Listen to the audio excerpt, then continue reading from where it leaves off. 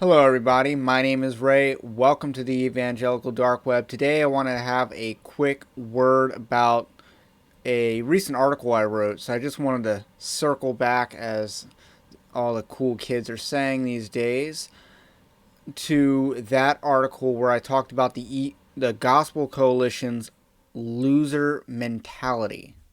And I wrote an article in response to Chris Colquitt's article where he said that Christians are generally short term losers. And I believe that that is wrong. And the scripture he used to back that up was Peter's three denials of Jesus. And this was some hermeneutical gymnastics. Peter was not faithful when he denied Christ. So, therefore, his short term losses were not the result of faithful obedience. Quite the opposite. He suffered setbacks because of his short term disobedience, his fear. Basically, the message of the article is um, we cannot judge the state of Christianity, the state of the church, by its influence on the culture and politics. And I think that's dead wrong. I think he has it completely backwards. One of the most succinct political mentalities is the idea that politics is downstream from culture. And that was an Andrew Breitbart quote, I believe. And then as a corollary, it is culture is downstream from the church. And that's a fact. And if you think about it, what is the state of the church? And that is a very interesting question to ask, because I think that is the reason why you're seeing a lot of decline in Christian influence and culture. It's the state of the church. And you look throughout history, you will see a pattern when the church is faithful and obedient. Its influence in culture is increasing. Its influence in politics is also increasing.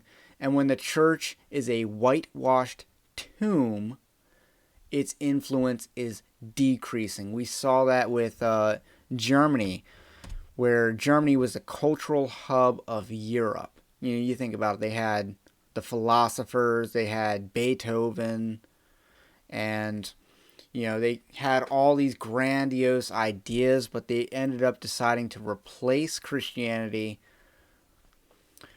And ultimately, the climax of that was the Holocaust. But the church was dead in Germany before the Holocaust, well before the Holocaust.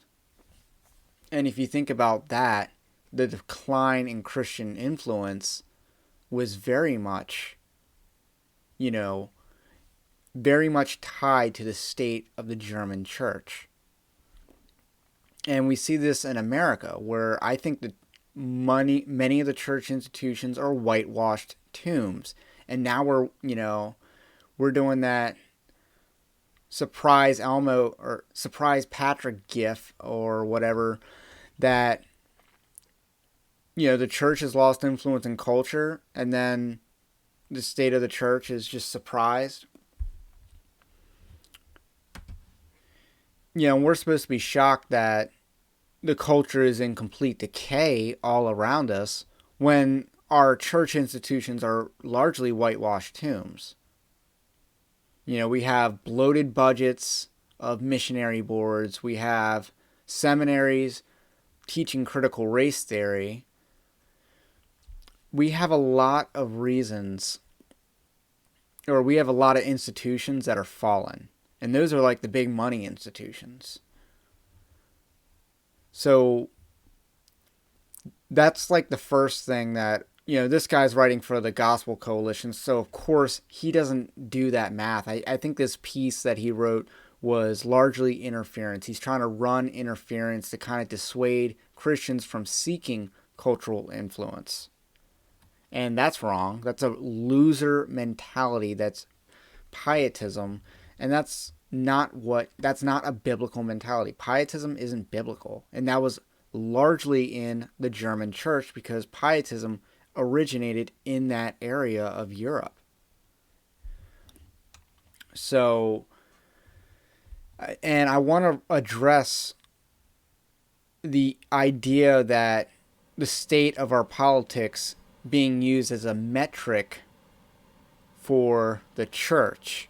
And I think it might be the best metric we have because money is not a good metric. We see that with the North American Mission Board has had an increase in funds, but a huge decrease in its effectiveness. It's a very incompetently run organization. I'm calling you out, Kevin Ezel.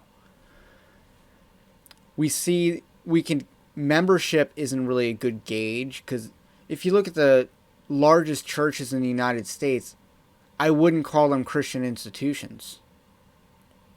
There's a lot of prosperity gospel up there. And the whole church growth movement is all about putting butts in seats. And the way you put butts in seats is you don't offend people, you hold back the truth, and you avoid controversy. And these churches are run like well-oiled machines. It's a massive marketing machine. Like, they know their numbers, they know metrics. And that's what governs a lot of the decisions in large churches is metrics. So what other gauges do we have? Now, baptisms, that's an interesting gauge to use. The problem is not everyone is honest when it comes to baptisms. We see that, Elevation Church was famous for this practice of spontaneous baptisms. And they even had handbooks or like instruction manuals or something like that they would give to they would have like plants in the audience come up to get baptized to encourage people to get baptized themselves. And Stephen Furtick was doing that. NAM was actually promoting this practice, I believe. So when people promote spontaneous baptism, we can't trust baptism as a metric to gauge the effectiveness of the church either. Because, one baptism is all you need. But when you have a practice like spontaneous baptism, not only do you have a higher likelihood of false converts, but you also have people getting baptized more than once. This I've personally seen. So, we need metrics that are reliable. And unfortunately, baptism isn't one of them. Church attendance hasn't really been one of them either. And money certainly cannot be a good metric as well. So politics, I think, is one of the most reliable metrics we have. And fortunately, I think this is actually not terrible because I think there's reason for optimism. I think more people are waking up. More people are waking up to critical race theory in the church. More people are waking up to the decay in our culture. And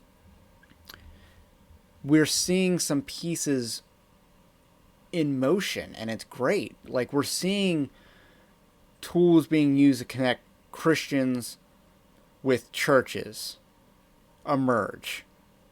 We're seeing alternatives to the traditional seminaries that are all fallen emerge. And it's great. So I'm actually pretty optimistic.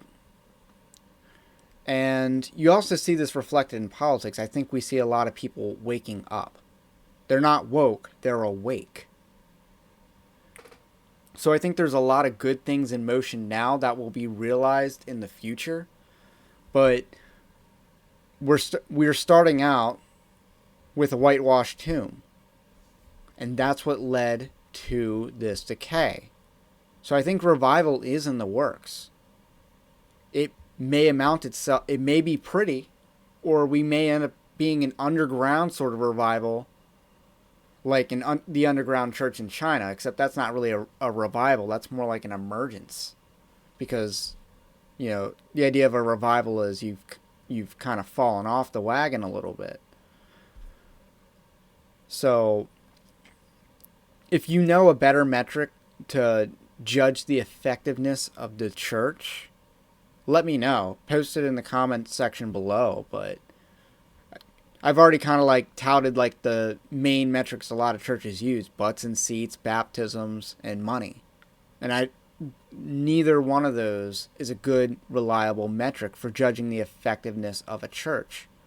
So that's all I got to say about that. Check out the full article in the description below. My name is Ray. This is the Evangelical Dark Web. If you like this content, do subscribe to this content, because Evangelical Dark Web does not have the loser mentality that the Gospel Coalition is promoting.